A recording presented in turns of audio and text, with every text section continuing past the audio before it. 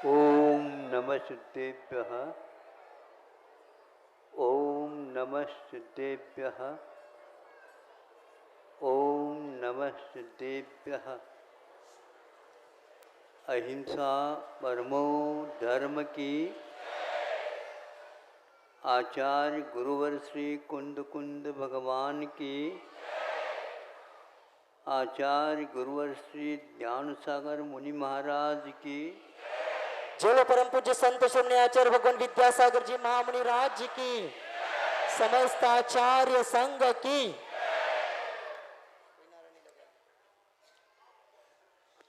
समय कम है, यदि आप लोगों का उपयोग हो जाए, लग जाए, तो उससे भी बहुत काम हो सकता है।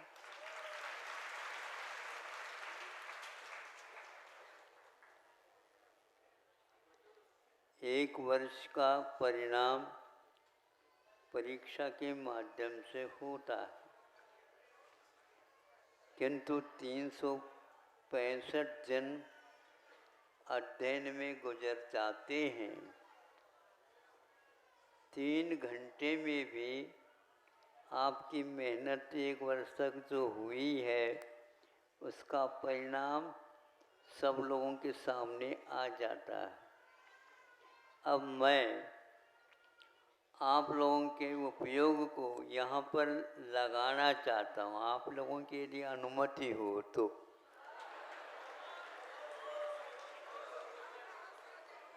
किंतु दूसरे तरफ आपका उपयोग न जाए तो इसका उपयोग हो सकेगा।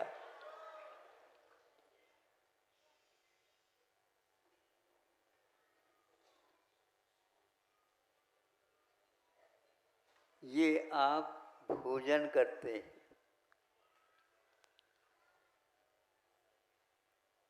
जिसको उपभोग बोलते हैं, भोग बोलते हैं। आचार्य कुंद कहते हैं, सम्यक दृष्टि का भोग असंख्यात गुणी कर्म निजरा का कारण है। और योग ध्यान साधना इत्यादि हैं, क्योंकि ये शरीराश्रित होने के कारण उसको वो जड़ की क्रिया कहते हैं। अब हमें ये सोचना है, यदि भोजन भोग कर्म की निर्जरा के लिए कारण है, तो भोजन क्यों छोड़ो। जितनी एक बार भोजन करने में जितनी कर्म की निर्जरा हो गई, और जितनी बार आप भोजन करेंगे उससे असंख्यात गुनी होती रहेगी। तो आपको क्या इष्ट लगता है? ये ध्यान, अध्ययन, त्याग, तपस्या आदि जड़ की क्रिया घोषित करने वाले कई लोग आपके बीच में बैठे हैं। आपको उसका भी ध्यान रखना है। वो यदि इस प्रकार मान लेते हैं तो आप मानने के लिए तैयार हैं। तो कुंद ने जो कहा है वह क्या अर्थ है? इसीलिए इसको जो व्यक्ति जड़ की क्रिया मानता है, उसे अभी चेतन का क्या होता कार्य यही ज्ञात नहीं। यदि यह शरीर मान लो मृतक हो गया, अथवा आप सो गए, शरीर कोई काम नहीं करता, उसके लिए भोजन दिखाओ तो खा लेगा वो। जड़ की क्रिया तो है ही। जड़ की क्रिया होती है तो जड़ होना अलग है, और उसकी क्रिया क्या हो रही ये देखना है। क्रिया करने वाला भीतर बैठा है, और वह उठाओ इस थाली में से ये एक चीज, तो वही क्यों उठाते हो आप? उधर रूखा सूखा भी तो रखा हुआ है। यदि जड़ की क्रिया है तो कोई खा लो, हाँ ज्यादा खा लो, कर्म की निजरा होगी नहीं। वह भीतर जब तक विकल्प नहीं होगा तब तक बाहर की चुनाव नहीं हो सकेगी। चुनाव का जमाना है आजकल। जब तक हमें वोट दे दो, हमें वोट दे दो, ऐसे हाथ जोड़ रहे हैं, भगवान के तो एक बार भी नहीं जोड़ पाते।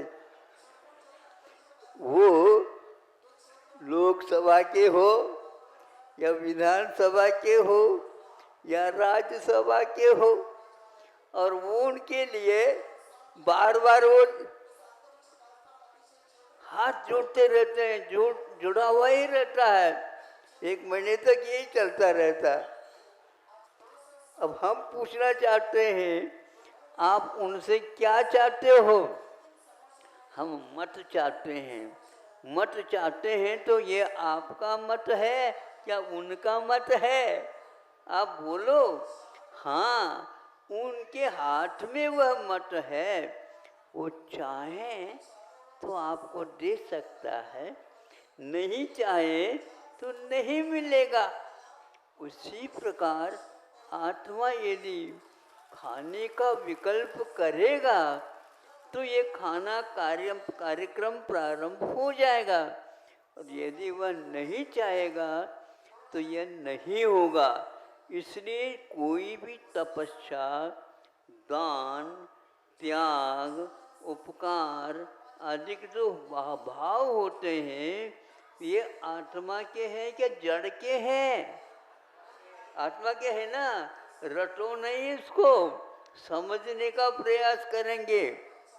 आप लोगों को बहकाव में डाला जा रहा है, क्योंकि इतना जो है जैन दर्शन की विशालता है। देखो तो सही, कुंद कुंद ने ये कहा, गाथा दिखाते हैं। अरे गाथा तो दिखाओ, इसमें माथा लगा दो तो उपयोग अर्थ निकलेगा।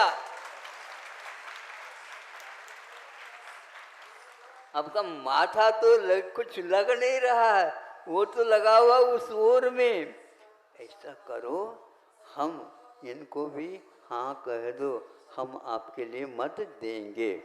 तो वह यूं निकाल करके, क्यों क्या है ये? हाँ, इतने ले लो। गिनते हो क्या? नहीं, गिनने की कोई आवश्यकता नहीं, अनगिन मिलेगा। अब दूसरा आ गया दूसरी पार्टी वाला, वो भी कहता क्या है? तो ऐसा ऐसा, हमें तो आप भूले तो नहीं? हाँ, पहचान लो, मैं वही हूँ व्यक्ति। हाँ, बिल्कुल ठीक मालूम पड़ गया, 5 वर्ष के बाद आए हो। हाँ, मैं पुनः 5 वर्ष के लिए जाऊंगा, किंतु आपका अभिमत अनिवार्य है। हाँ, बिल्कुल ठीक, आपको हम भूल ही नहीं सकते। जिससे बचना होता है उसको भूलना भी नहीं पड़ता।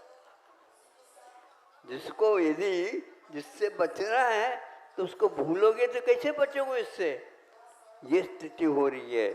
इसलिए भोग यदि निर्जरा का कारण है तो योग साधना अधिक बंद का कारण ये कैसा हो सकता है?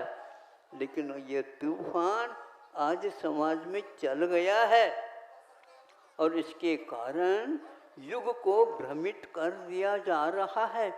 महाराज, कल भी तो आपने यही बात कही, ये बहुत ढंग से किया जाता है, सुनियोजित पद्धति से किया जाता है, और उनको कहा जाता है इस पूजन करने से तो बंद होता है, यह बंद के लिए कारण है।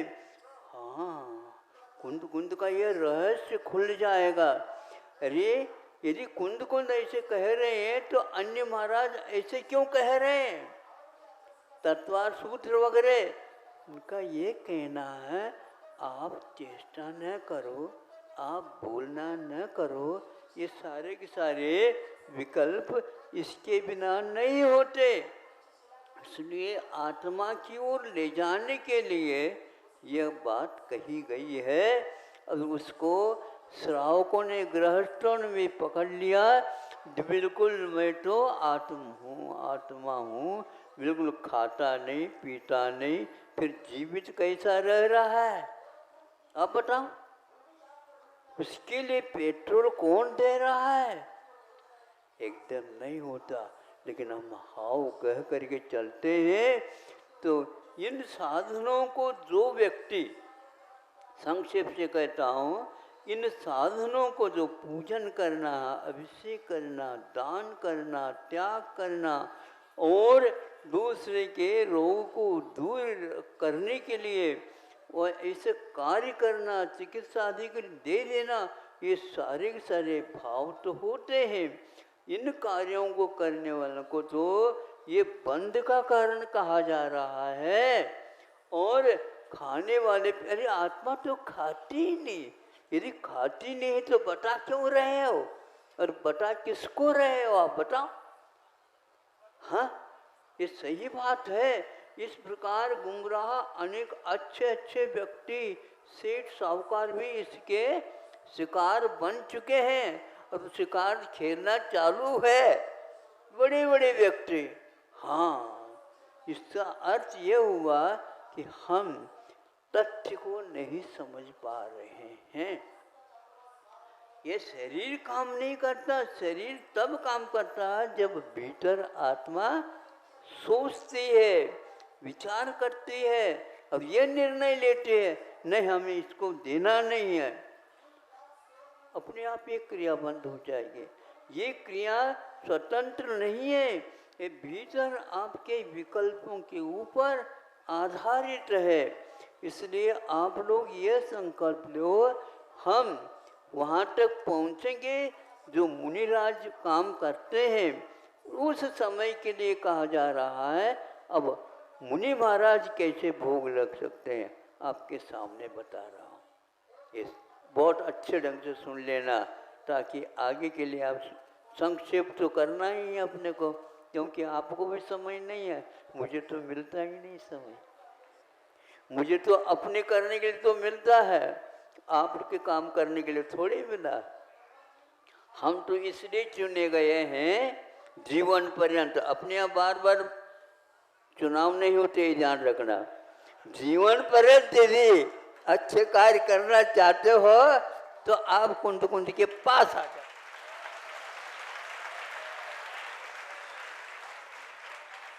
अब देखो मुनि महाराज का उपभोग क्या है। आप लोग भोजन करते हैं तो बनवाते हैं, कितना चाहिए ये भी बताते हैं, क्यों चाहिए ये भी बताते हैं, आदि कह करके आपकी रचना हुआ हो गई, भोजन तैयार हुआ। मुनि महाराज कैसे भोग की निर्जरा के लिए कारण हो जाते हैं, ये सुनो, बहुत रहस्यपूर्ण है ये। आप बैठे हैं, मेरे सामने बैठे हैं और मैं आपके सामने बैठा हूँ, दोनों का आप देख रहे मेरी ओर, मैं आपको सुनाने के लिए आपकी ओर देख रहा हूँ। इसमें देखने की क्रिया तो हो गई, लेकिन इंटेंशन पूर्वक मेरा ध्यान अलग है कि मेरे द्वारा वाक्य भी बनाए जा रहे हैं। आप सुन रहे हैं और मैं सुना रहा हूँ। सुनने की क्रिया आपके द्वारा हो रही है और सुनाने की क्रिया मेरे द्वारा हो रही है, किंतु आप दोनों देखते हुए आपके कारण मुझे बंद नहीं हो रहा, क्योंकि राग द्वेष के बिना मैं बोल रहा। आप क्या भोजन करते समय राग द्वेष नहीं करते? थोड़े से नमक कम हो जाए यूं देखते हैं, हाँ क्यों, क्या बात है गई? नमक मिलती नहीं यार, बाजार में मिलता तो थोड़े कम पड़ गए होते। अरे हमने सोचा है जड़, आत्मा तो जड़ है ही नहीं, ये जड़ की क्रिया है, तो नमक कम बढ़ जाए तो आत्मा को क्रोध क्यों हो रहा है, ये हमें उत्तर देना पहले। किंतु मुनि महाराज राग द्वेष के बिना भोजन करते हैं, उनकी असंख्यात गुणी कर्म की निर्जरा के लिए कारण है। और आप शरीर को पुष्ट करने के लिए, जिह्वा को संतुष्ट करने के लिए और इस प्रकार के भोजन करते हो बनवा बनवा कर, ये तो पाप की क्रिया है, पाप की जड़ की क्रिया नहीं है, ये तो पाप की क्रिया है। इसका फल अलग मिलेगा। इसलिए ये हवा लग रही है। आप लोग कोट पहने हैं, ऊपर से जैकेट पहनाए हैं, ऊपर से यहाँ स्क्राफ बांधी है, क्या क्या वो करते हो आप लोग बताओ? भीतर अलग है, बाहर अलग है। यूँ होने के उपरांत भी आज तो सर्दी ज़्यादा लग रही है। मुनि महाराज बैठे हैं शिला के ऊपर, शीत लहर चल रही है, वो महसूस कर रहे हैं, लेकिन यह शरीर के लिए कर रही है। मेरे इसके माध्यम से यदि काम होता है, असंख्यात गुणी कर्म निद्रा हो रही है।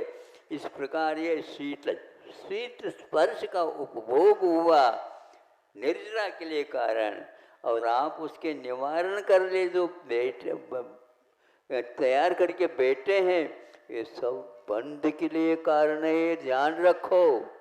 यदि घर में निर्जरा होती और सम्यक दृष्टि की निर्जरा होती तो भरत चक्रवर्ती आदि को भी बाहर आने की क्या आवश्यकता पड़ी, बताओ?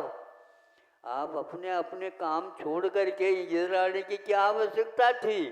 क्या हमने निमंत्रण दिया था आपको? नहीं है महाराज, हम अपने स्वार्थ से आए हैं।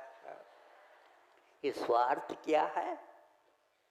यही है जड़ की क्रिया, नहीं है बुद्धिपूर्वक। इसलिए हवा के स्पर्श हो रहा है और दुर्गंध आ रही है मान लो, अथवा बगीचा में फूल खिले हैं, उसकी सुगंधी आ रही मान लो। महाराज की नासिका, महाराज की त्वचा यानी स्पर्शनेंद्रिय, इसके द्वारा कोई भी कार्य नहीं हो रहा। और सुनने के लिए पक्षियों का कलरव भी हो रहा है, उससे उनको कोई रेडियो चलाता है तो चलाता होगा, अपने लिए चलाता होगा, गीत नृत्य इत्यादि में उनको आनंद आता होगा। श्रवण के लिए सारे के सारे ये उपभोग मिलने के उपरांत भी उनकी वह भोग निर्जरा के लिए कारण है। इसलिए ऐसे ग्रंथ पढ़ करके, ऐसे ग्रंथ को सुन करके आपका कल्याण कभी होने वाला नहीं है। फिर भी आप पैसे खर्च करके यदि कल्याण करना चाहते हो तो उनके पास जाओ, हमारे पास कोई भी इसका मार्ग नहीं है। लेकिन ये सब एक प्रकार से सुनियोजित काम होता चला जा रहा है। मोक्ष मार्ग में तो श्रवण के द्वारा एक कार्य होता, तो श्रवणों के कार्य निर्जरा जो होती है इस प्रकार के उपभोग से हुआ करती है। इसलिए उनको कहा है कि तुम राग द्वेष नहीं करो। लेकिन आपको राग द्वेष के बिना रहा नहीं जाता तो कोई बात नहीं, लेकिन उसमें एक सीमा बांधो और उसमें क्वांटिटी और क्वालिटी दोनों का मेंटेनेंस करो। और यदि निर्जरा करना चाहते हो तो कर सकते हो, लेकिन ये ध्यान रखना यहाँ बंद के लिए भी कारण हो सकता होता, क्योंकि आप उपभोग कर रहे हैं, बुद्धिपूर्वक कर रहे हैं, लेकिन जो नीचे के गुणस्थान है, भाव है, उनकी अपेक्षा से इसको निर्जरा भी हो रही है और इसके लिए बंद भी हो रहा है। बंद यदि हो रहा है, शुभ बंद हो रहा है, और दूसरा यदि और दूसरा बंद हो रहा है वो पाप का बंद हो रहा है जो विषयों की अपेक्षा से रखता है। इस प्रकार हमारे आचार्यों ने पात्र के अनुसार उपदेश दिया है, उस पात्र को यदि बदल दिया जाए तो कभी भी उससे उपयोग नहीं होने वाला है। संक्षेप से इतना कहना था। अब सुनने के लिए तो आप सुन तो गए हैं, लेकिन भीतर मन में क्या भाव है उसी का परिणाम निकलेगा। लेकिन वह परिणाम सुधर जाए इस अपेक्षा से ये उदाहरण दिया गया है। यह अपने ऊपर उपयोग नहीं करना, किंतु सीमा को लेकर के अपने जिह्वा इंद्रिय के ऊपर नियंत्रण करने के लिए यदि आप प्रयास करते हैं तो आपके वह प्रयास निश्चित रूप से कर्म रचना के लिए कारण होंगे। क्योंकि आपने उपवास ले लिया, मैं आज केचुए भोजन नहीं करूँगा, तो ये उपवास करते हुए भी रसोई घर में मेहमान लोग आए हैं तो उनको भी बना करके हमें खिलाना होगा, किंतु वो सारे मिष्ठान को खिलाते हुए आप नहीं खाते हैं क्योंकि आपने उसका त्याग किया। इसलिए जो व्यक्ति रागपूर्वक नहीं बुद्धिपूर्वक उस राग का त्याग किया भोजन का, तो उसको बंध संबंधी नहीं होगा, भले ही वह सुबह से लेकर के शाम तक रसोई के घर में भी है। ये है बुद्धिपूर्वक तप त्याग और साधना का फल है। ये इस प्रकार की साधना गृहस्थ भी करता रहता है। तब ये कहा जाता है ये कब तक करते रहोगे, श्रमण बनोगे तो कोई करने की आवश्यकता नहीं पड़ेगी और असंख्यात गुणी निर्जरा भोजन करते हुए भी आपकी होगी। इस प्रकार दोनों भोजन करते हैं, किंतु जमीन आसमान का अंतर होता है। तो आप यदि निर्जरा कर रही है तो कुंद को तो ये चाहिए था कि आप लोगों के लिए भी कोई नमस्तु कर दे, नहीं कहते नहीं। ऐसे अविरतियों की वंदना, दर्शन और उनकी सेवा 3 काल में मत करो, किंतु जो भुलाता नहीं है वहाँ पर जा कर के विनय अनुनय करो, हमारे लिए भी कुछ प्रसाद मिल जाए। लेना चाहते हो तो ले लो, हम मना नहीं करेंगे। इस प्रकार संतों ने हम लोगों के ऊपर उपकार करके दिया है। तीर्थंकर भी घर में क्यों तक जब तक रहते हैं तब तक वो नमस्तु पूजन आदि आदि के लिए योग्य नहीं बताया है। इसलिए आपको समझना चाहिए कि जो व्यक्ति राग का त्याग नहीं किया, पंचेंद्रिय कोई विषयों का त्याग नहीं किया, वह व्यक्ति किसी प्रकार से इन पूजन आदि के योग्य नहीं है।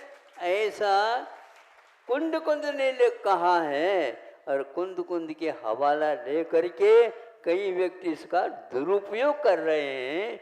उससे आप लोग बचेंगे, यही आपसे कहना है। और यदि मान लो आपको कटुक लग गया तो कोई बात नहीं, दवाई तो कड़वी ही होती है, मीठे नहीं होते। अहिंसा परमो धर्म की